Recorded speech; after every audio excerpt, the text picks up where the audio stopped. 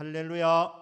아멘. 3부 예배 나오신 모든 분들을 주님의 이름으로 환영하고 축복합니다. 아멘. 6월달은 호국의 달이고 이번 주 금요일은 6.25 사변이 일어난 날입니다. 지난 세월 동안에 나라와 민족 가운데 함께 하신 하나님, 또 우리 각자에 함께 하신 하나님의 은혜를 말씀을 통해서 깨닫고 위로와 힘을 얻는 시간, 은혜 받는 시간 되기를 주 예수님의 이름으로 축복합니다. 아멘. 이사야 60장 22절 말씀, 그 작은 자가 천명을 이루겠고 그 약한 자가 강국을 이룰 것이라. 이스라엘은 작은 자들, 인구가 작았습니다. 하지만 천명을 이루겠다. 큰 민족이 되겠다. 약한 나라입니다. 면적이 강원도보다 조금 더 큰 나라. 자, 이 작은 나라, 약한 국가가 강국을 이룰 것이라. 이스라엘이 국토 면적이 작지만, 인구가 작지만 크고 강한 나라가 된다. 이렇게 말씀하고 있습니다. 왜 그렇습니까? 이스라엘은 사명을 받은 나라였기 때문에 그렇습니다. 출애굽기 19장 5절 6절 말씀인데, 먼저 5절 말씀을 보시면 세계가 다 내게 속하였다고 하나님께서 말씀합니다. 하나님은 만물의 주인이십니다. 온 세계가, 세계 각국의 주인이 하나님입니다. 그러니까 대한민국의 주인도 여러분 대통령이 아니고 하나님이십니다. 프랑스의 주인도 하나님이시고 가나 공화국의 주인도 하나님이시고 전 세계 어느 나라든지 그 나라의 주인은 창조주 여호와 하나님이십니다.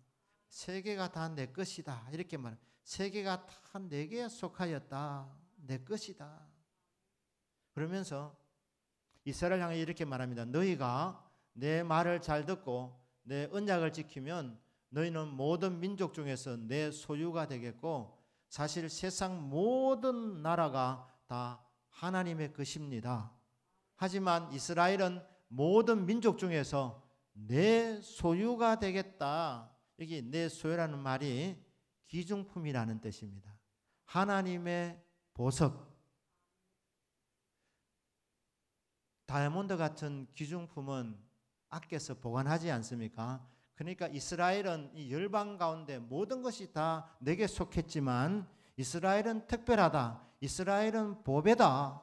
보석이다. 귀중품이다. 그래서 내가 특별하게 보관한다. 내가 특별하게 지킨다. 열방 중에서 내 귀중품이기 때문에 그렇게 말씀하고 있습니다. 왜 그러냐면 19장 6절에 사명을 받았기 때문입니다. 너희가 내게 대하여 제사장 나라가 되며 거룩한 백성이 되리라. 이스라엘은 제사장 나라입니다. 열방을 위하여 기도해 주는 나라, 열방을 축복하는 나라, 예배 드리는 예배자의 나라, 하나님 살아계심을 온 세상에 증거해야 될 그런 사명을 받은 나라. 너를 축복한 자에는 내가 복을 내리고 너를 저주하는 자를 내가 저주하리니 땅의 모든 족속이 너로 말미암아 복을 얻을 것이라 하신지라. 이 언약은 이스라엘 백성들에게 주어진 언약입니다. 아브라함의 자손, 아브라함이 만든 이룬 이 민족 이스라엘은 온 열방을 축복해 주는, 그래서 그 축복을 통하여서 열방에 복이 오는 축복의 통로, 은혜의 통로입니다. 열방을 위해서 기도하는 민족이 이스라엘 민족입니다. 이 사명을 받았기 때문에 하나님께서 귀하게 아끼시고 이 사명을 받았기 때문에 하나님께서 보호해 주신다고 이렇게 말씀을 하고 있습니다. 그런데 이스라엘이 이 복된 말씀을 받으면서 착각을 하게 됩니다. 이 사명의 말씀을 특권을 받은 것으로 오해를 한 것입니다. 우리는 특별하구나. 온 세상 가운데서 우리가 가장 뛰어난 민족이구나. 가장 훌륭한 백성이구나. 그러면서 이웃 나라들에게 열방을 향해서 하나님을 전해야 되는데, 그리고 열방을 위해서 기도해 주어야 되는데 그것 하지 않고 자기들 잘난 줄만 알았습니다. 사명이 특권의식으로 바뀐 것입니다.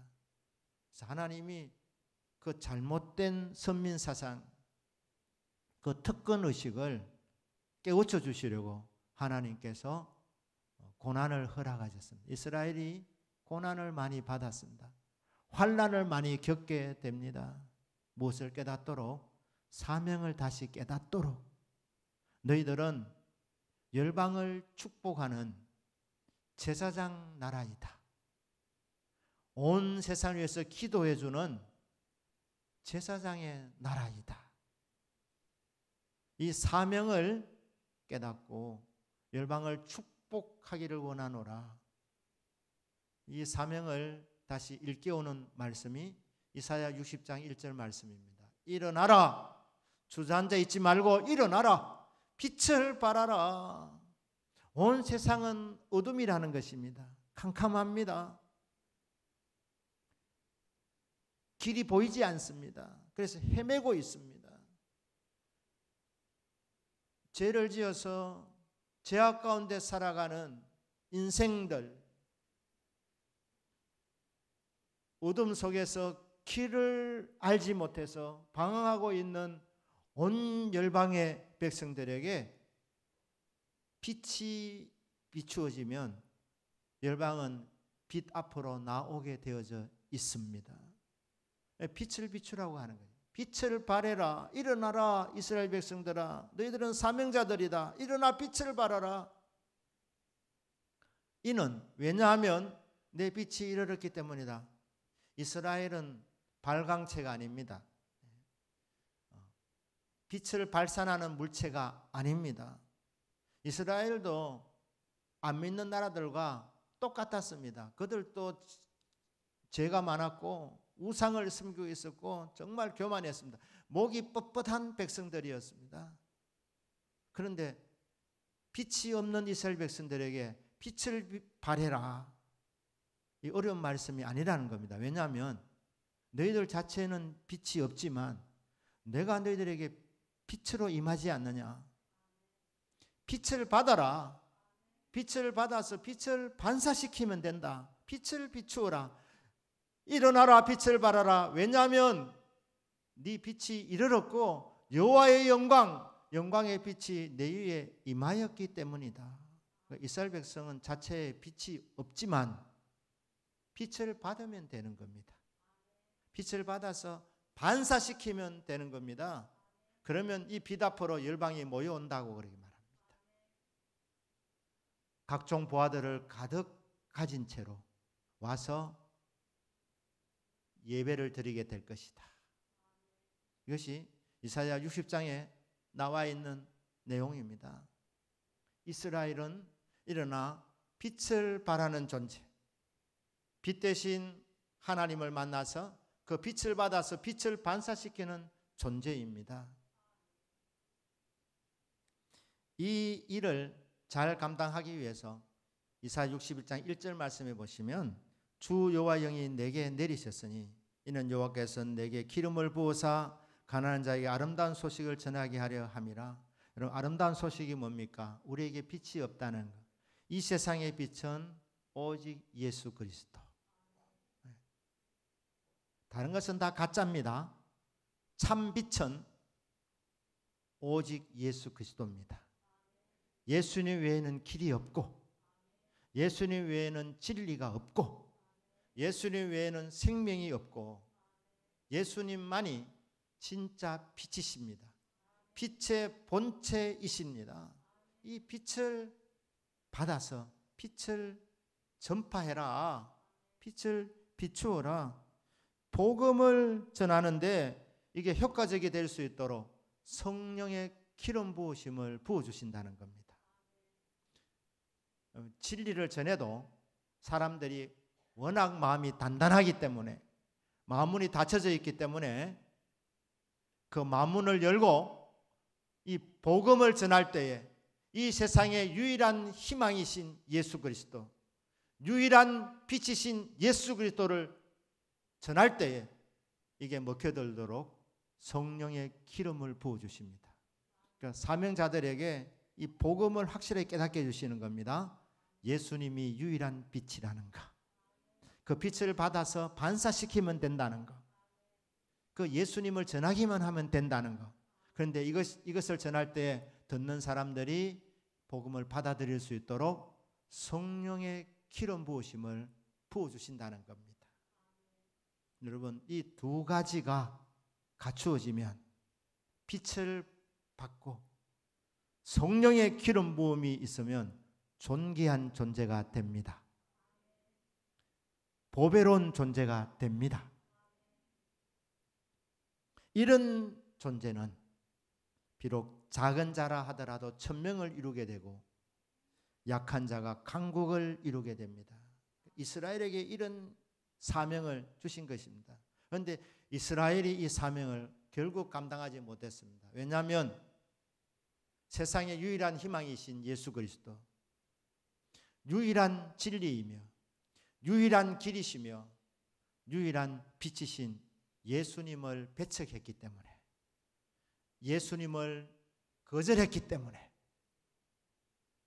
이스라엘은 이 사명을 결국 놓치고 맙니다. 그럼 이 사명이 누구에게 주어지는가? 지금은 교회에 이 사명이 주어져 있습니다. 구원받은 하나님의 백성들에게 이 사명이 주어져 있습니다. 그런데 지금까지 역사를 보면 시대마다 하나님께서 제사장의 나라로 사용하신 나라들이 있습니다. 복음에 완전히 사로잡혀서 그 복음을 전파하는데 주축으로 사용된 나라들이 있습니다. 사도 바울이 제2차 세계 선교 여행 중에 환상을 보게 됩니다. 꿈속에서 마게도니아 사람, 그러니까 유럽 사람이 손짓하는 것을 보게 됩니다. 이리로 건너라는 것입니다. 그때에 성령 하나님께서 아시아의 사역을 이제는 정리하고 유럽으로 건너가서 복음을 전하라는 그런 인도하심으로 바울이 깨닫고 유럽으로 건너가게 되었습니다. 그래서 이 오랜 세월 동안 1700, 1800년 동안 유럽에서 이 복음이 왕성하게 이렇게 번져 나갔습니다. 그런데 그때에 복음을 전하는데 주도적인 역할을 했던 나라들, 영육간의 복을 받았습니다. 작은 자가 천명을 이루겠고 약한 자가 강국을 이룰 것이라는 말씀이 이루어졌습니다. 이 유럽에서 선교의 마지막 바통을 받았던 나라가 영국이라는 나라입니다. 이 영국이라는 나라는 작은 섬나라입니다. 그런데 이 섬나라도 복음에 완전히 사로잡혀서 많은 선교사를 파송할 때에 그때 작은 자가 천명을 이루겠고 약한 자가 강국을 이룰 것이라는 이 말씀이 이루어졌습니다. 20절에 다시는 네 해가 지지 아니하며 네 달이 물러가지 아니할 것은 여호와가 네 영원한 빛이 되고 내 슬픔의 날이 끝날 것임이라. 해가 지지 않는 나라가 되었습니다. 왜냐하면 영연방이 세계 도처에 흩어져 있었기 때문에, 그래서 해가 지지 않는 나라, 작은 섬나라 영국이 받은 복입니다. 이처럼 이사야 60장 20절 말씀, 이사야 60장 22절 말씀이 복음을 전하는 데 앞장섰던 영국이 이 복을 받았습니다. 그런데 이 선교의 바통이 미국으로 건너갔습니다. 미국에서 수많은 선교사들이 전 세계로 흩어져서 복음을 전하게 됩니다. 그리고 이렇게 선교를 가장 많이 하는 나라로 쓰임받으면서 미국이라는 나라가 아주 강대국이 되는 복을 받게 됩니다. 여러분, 이 바통이 한국으로 넘어왔습니다. 여러분, 대한민국은 선교의 사명을 감당하는 나라가 될 때 대한민국이라는 나라도 작지만 큰 나라가 되고 약한 나라이지만 강한 나라로 하나님께서 세워주실 줄로 믿습니다. 약속대로 된다는 것입니다. 지금 이 바통이 다른 데로 넘어가려고 하고 있습니다. 중국으로 넘어가려고 하고 있습니다. 중국으로 가면 안 된다고 우리는 기도해야 됩니다. 주여, 이 사명 감당하기를 원합니다. 대한민국이 이 마지막 시대에 선교 사명을 잘 감당하는 나라, 제사장의 나라가 되게 하여 주십시오. 이것만 잘 되면 하나님께서 이 나라를 책임져 주실 겁니다. 왜? 약속이니까. 일어나 빛을 발하고 성령의 권능을 받는 이 중간에 무슨 약속이 있습니까? 작은 자가 천을 이루겠고 약한 자가 강국을 이룰 것이라. 때가 되면 나 여호와가 속히 이루리라. 대한민국에 기독교가 들어온 이 횟수로 지금 한 136년이 됩니다. 물론 그 전에도 개인적으로 복음을 전하고 복음을 접하는 경우가 있었지만 대한민국의 기독교 역사는 1885년 3월 5일 1885년입니다. 부활절날 아펜젤러 감리교 선교사님과 언더우드 장로교 선교사님이 인천 제물포항에 첫 발을 내딛으면서 기독교 역사가 대한민국에서 시작이 되었습니다. 그때 우리나라는 정말 가난했습니다.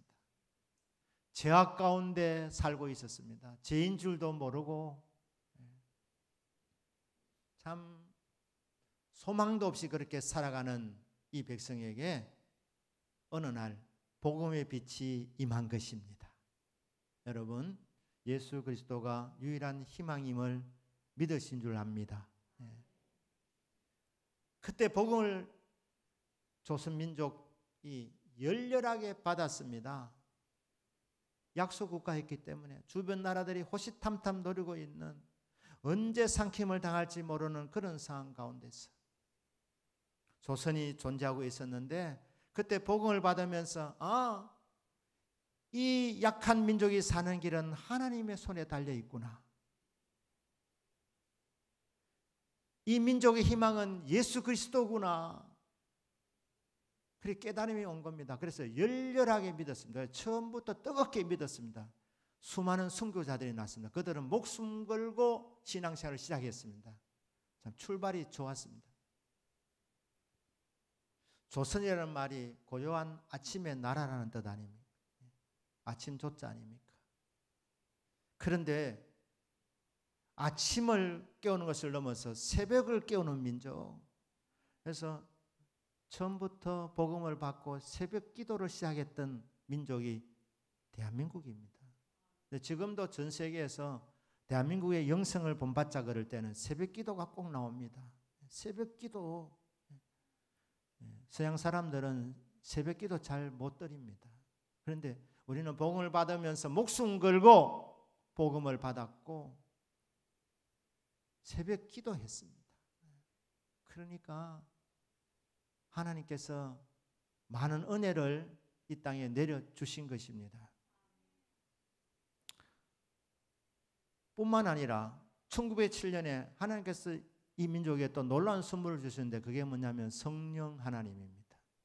성령 기름 부어 주셨습니다. 1907년 평양 장대현 교회에서 모여서 사경회를 할 때에 하나님께서 성령을 보내주셔서 그들이 통에 자복하기를 시작했습니다. 그래서 각자가 나는 이런 죄를 지었습니다. 정말 부끄럽습니다.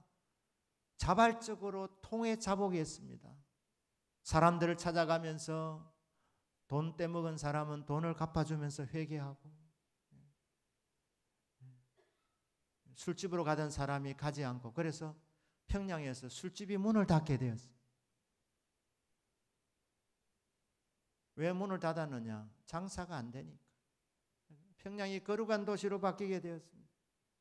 평양에서 머물지 않고 이 거룩한 물결, 성령의 바람이 서울에도 내려왔고, 그리고 대구, 부산 이렇게 남쪽으로 내려가서 전국에 성령의 바람이 불게 된 것입니다. 그러니까 조선민족이, 대한민국이 복을 받은 그 복음의 빛을 받았다.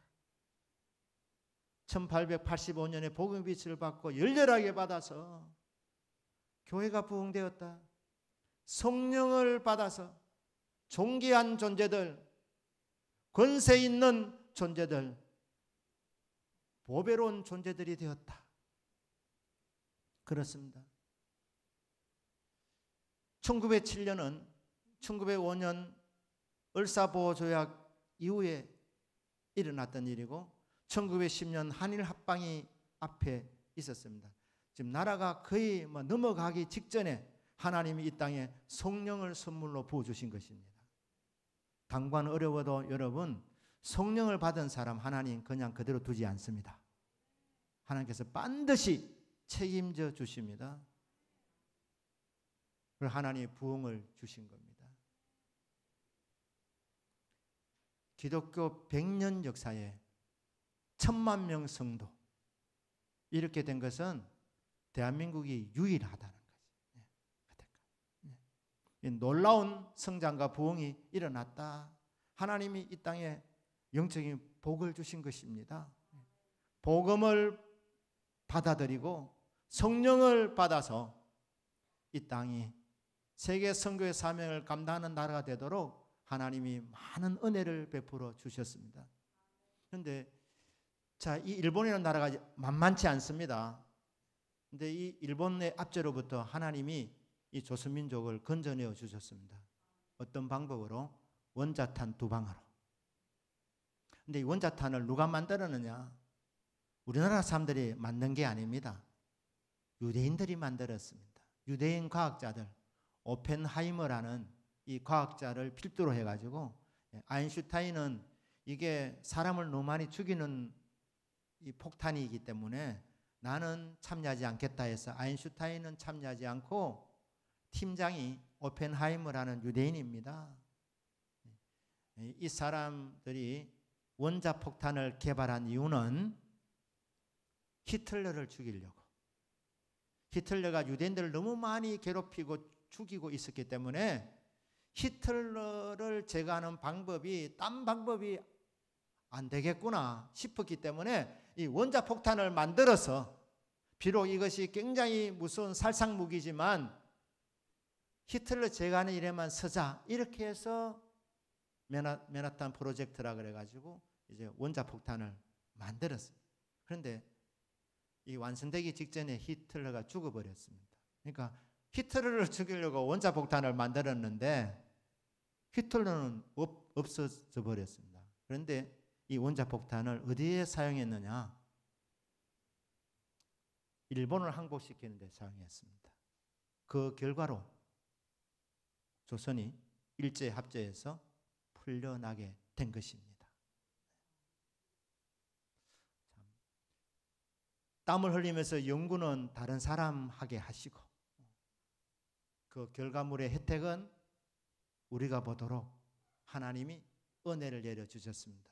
왜냐하면 제사장의 사명이 있는 나라이기 때문에, 선교하는 나라로 서실 것이기 때문에 하나님이 결국 건져내어 주신 것입니다. 복음의 빛을 비추어 주시고 성령을 부어 주셔서 작은 자가 천명을 이루고 약한 자가 강국을 이루는 나라로 대한민국을 서 주신 것입니다. 그렇지 않습니까? 하나님께서 가나안 땅으로 이스라엘 백성들을 들여보내면서 말씀하십니다. 너희들이 노력하지 아니한 것을 너희들이 먹는다.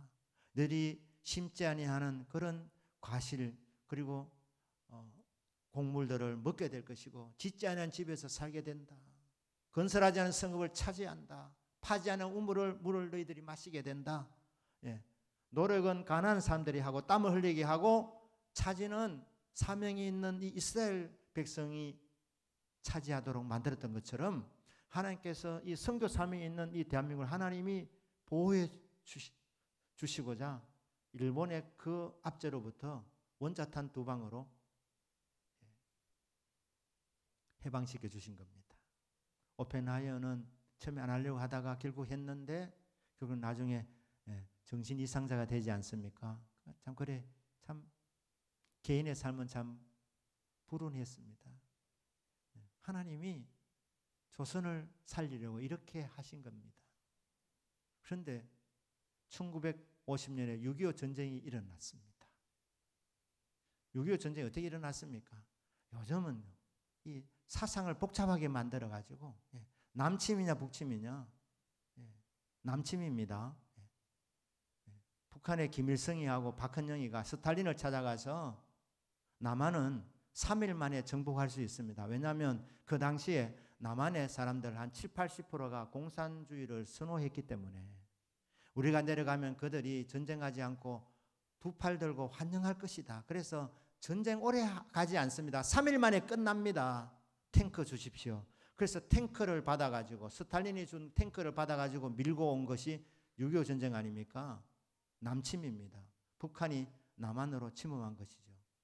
그런데 요즘 이 말을 이상하게 바꿔가지고 남침, 남한이 침공한 것이 아니냐? 그런 면에서는 북침이죠. 북한이 남한을 침공한 것이고 김일성이가 전쟁을 일으킨 것입니다. 그런데 그 당시에 우리나라는 진짜 준비가 안 돼 있었습니다. 전쟁 준비가 안 돼 있었습니다. 그런데 3일 만에 망하지 않았습니다. 하나님의 도우심이 있었습니다. 유엔 연합군 16개 나라에서 청년들이 이 땅에 와서 공산주의와 싸워 주었습니다. 네, 여러분, 이 유엔 16개 나라의 연합군이 파송되는 것이 그게 불가능했었습니다. 왜냐하면 유엔에는 안전보장이사회가 있는데 그 안전보장이사회의 상임이사국 5개 나라에 그 5개 나라 중에 4나라가 찬성해도 한 나라만 반대해도 이게 파송이 될 수가 없습니다. 그런데 상임이사국 5개 나라 가운데 한 나라가 소련입니다. 탱크를 보냈던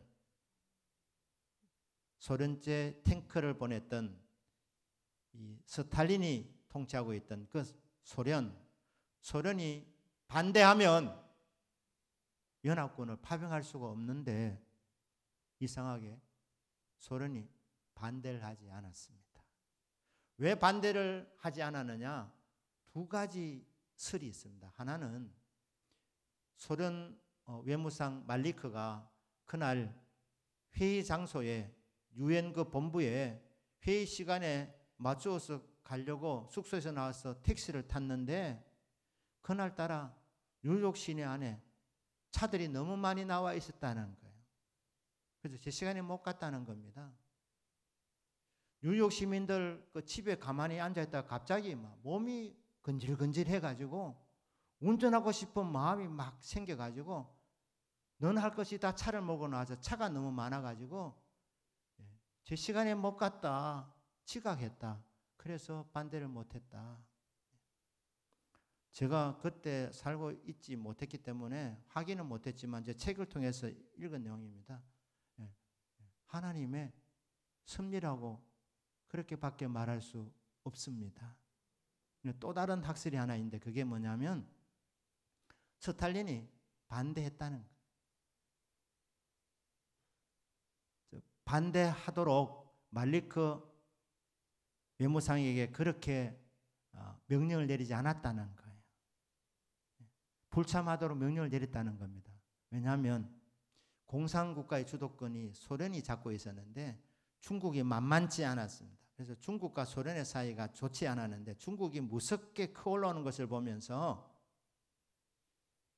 6.25 전쟁을 일으키면 미국이 결국 개입하게 될 것이고 미국이 개입하면 나중에 중국이 개입하게 되는데 그래서 소련이 자기 힘을 벌리지 않고 미국의 힘을 통하여 중국을 깔아앉히기 위해서 그래서 비토권을 일부러 쓰지 않았다. 이런 학설도 있습니다. 둘 중에 하나인데 어쨌든 간에 하나님께서 대한민국을 지켜주시기 위해서 하나님께서 섭리해 주신 것이라 우리는 그렇게 믿는 것입니다. 하나님의 도우심이었습니다. 근데 김일성이 또 무엇을 오판했느냐? 서울에 인민군이 왔는데 계속 파출소로 밀고 내려가면 되는데 서울에 3일 그냥 머물러 있으라고 한 겁니다. 3일 동안. 아마 그것은 김일성이가 대한민국 사람들이 항복하리라고 아마 기다렸는지도 모르겠습니다. 3일 동안 그냥 머물러 있었습니다. 그 기간 동안에 육군이 정비를 하게 되고 일본에 가 있던 미군이 오게 되고 또 유엔군이 이렇게 오게 되는 이런 관전들을 통하여서 반격할 수 있는 계기가 바로 3일 동안 서울에서 머물러 있었다는 것. 이렇게 오판을 내리게 된 것도 하나님의 도우심이었습니다. 하나님 때로는 착각하게도 만드십니다. 잘못된 판단을 내리게 하는 것이죠. 6.25 사변의 기적 여러 가지인데 또 그 중에 하나는 인천 상륙 작전입니다. 인천 상륙 작전은 인천 앞바다가 조수의 간만이 너무 심하기 때문에 거기 상륙 작전을 펼치기 너무 위험하다는 것입니다. 그리고 좁고 큰 배가 들어가기가 어렵고 또 바닷물도 그렇게 깊지도 않고 자, 이런 여러 가지 문제점 때문에 인천 상륙 작전은 불가능하다. 성공 확률은 5,000분의 1이다. 5,000분의 1이란 말이 무슨 말입니까? 5,000번 해보면 4,999번은 실패하고 한 번 될 확률이라는 겁니다. 그러니까 거의 불가능하다는 말입니다. 안 된다는 겁니다. 4,999번 실패하고 한 번 될까 말까 한 이 작전 완벽하게 성공했습니다. 하나님의 도우심이라고 밖에 표현할 수 없습니다. 기적을 베풀어 주신 겁니다. 인천 상륙 작전의 성공으로 반전이 일어난 것입니다. 전세가 바뀌게 된 것입니다. 하나님의 도우심, 하나님의 기적. 왜 이렇게 하셨느냐? 선교의 사명을 감당을 나라기 때문에 어떤 시대든지 하나님께서 그 시대에 선교할 나라로 하나님의 한도 나라를 사용하십니다. 우리 대한민국이 주님 다시 오실 때까지 이 선교의 사명을 감당하는 한 작지만 강한 나라로 하나님이 축복하실 것입니다. 만만하게 보고 덤비는 사람들 패배를 당할 것입니다. 하나님이 많은 복을 내려 주실 것입니다. 미래학자들이 2050년에 이르면 대한민국이 전 세계 2위 국가가 된다고 그렇게 예측하고 있습니다. 이 한두 사람이 아닙니다. 그러면서 한국이 일본을 제끼고 세계 2위 나라가 되는 이유에 대하여서 여러 가지 이유들이 이렇게 제시되어 있습니다. 상당히 근거가 있습니다. 여러분 2050년까지 사실 수 있으시기를 바랍니다. 세계 2위 국가가 됩니다. 그런데 그럼 세계 1위는 어느 국가겠습니까? 제가 볼 때는 미국이라고 생각합니다. 세계 1위는 넘사벽이기 때문에 아마 한국이 올라가는데 2등까지 안 올라가겠나 이렇게 보는 거예요. 제가 그 글을 읽으면 참 기분이 좋았습니다. 그러면서 요거 기도해야 되겠다. 하나님, 대한민국이 세계 2위까지 올라가게 해주십시오. 그래서 미국과 함께 전 세계를 복음화하는 데 쓰임 받기를 원합니다. 중국에 빼앗기지 않기를 원합니다. 전 세계를 먹여 살리는 그런 복된 나라가 되기를 원합니다. 하나님께서 복의 그 눈으로 서실 것이기 때문에 하나님이 이렇게 복을 내려주신다는 것입니다. 자, 이렇게 될 수 있도록 우리는 기도로 도전할 수 있기를 바랍니다. 하나님이여, 마지막 때까지 선교하는 이 사명을 잘 감당해서, 전도의 사명을 잘 감당해서 하나님의 복을 주셔서 전 세계를 복음화시키고 전 세계를 먹여 살리는 이런 복된 나라가 되게 하여 주옵소서. 그럼 이렇게 사명 감당하는 동안에는 하나님이 대한민국을 보호해 주실 줄로 믿습니다. 복을 내려줄 줄 믿습니다. 그 작은 자 천명을 이루겠고 그 약한 자가 강구를 이룰 것이라. 때가 되면 나 여호와가 속히 이루리라. 말씀 마무리하면서 여러분 개인은 어떻습니까? 여러분 개인도 마찬가지입니다. 여러분들이 복음에 사로잡히는 복을 받으시기를 바랍니다.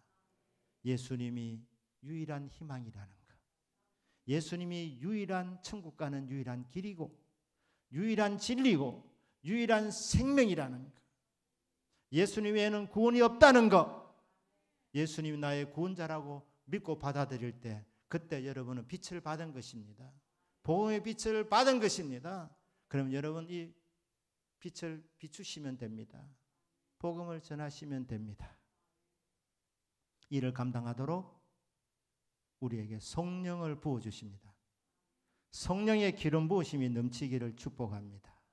이 두 가지만 되면 우리 개인을 볼 때 나는 참 부족하고 나는 미약하지만 하나님은 말씀합니다. 너는 빛을 받은 존재다. 너는 성령의 거룩한 기름 부음이 네 안에 있는 존귀한 존재다. 너는 이 세상의 보배로운 존재다. 내가 아끼는 보석 같은 존재다. 내가 보장한다. 내가 책임진다. 내가 보호한다. 너는 작지만 강하다. 너는 미약하지만 강력하다. 사명만 잘 감당해라. 여러분, 빛 대신 주님과 늘 교제하는 복을 받으시길 바랍니다. 빛을 계속해서 받으시길 바랍니다. 그러면 이 빛이 자연스럽게 비추어지게 되는 거예요. 이 빛 앞으로 사람들이 나오게 되어져 있습니다. 그리고 이 사명 감당하도록 성령을 부어주실 때에 성령의 충만함을 받으시기를 바랍니다. 그리하여 작은 자가 천을 이루겠고 그 약한 자가 강구를 이룰 것이라는 이 말씀이 이루어지는 저와 여러분의 남은 생애가 되기를 주 예수님의 이름으로 축복합니다. 아멘. 기도하겠습니다.